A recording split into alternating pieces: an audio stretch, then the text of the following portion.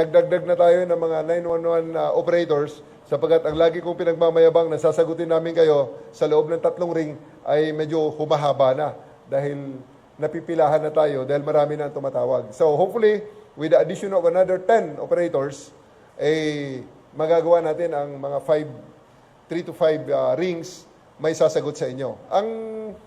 May mga kritiko na nagpalabas, ano? May mga pinagdemohan tayo dyan. Bakit daw 10 rings? Dahil sabi ko, 3 rings. Ang 10 rings po ay 30 seconds. Dahil ang isang ring ay 3 seconds. Gusto namin sana na 3 rings ay masagot kayo. That is 10 seconds. Sure, doon mo kayong perfecto. 10 rings, 30 seconds lang yan. Pwede ba?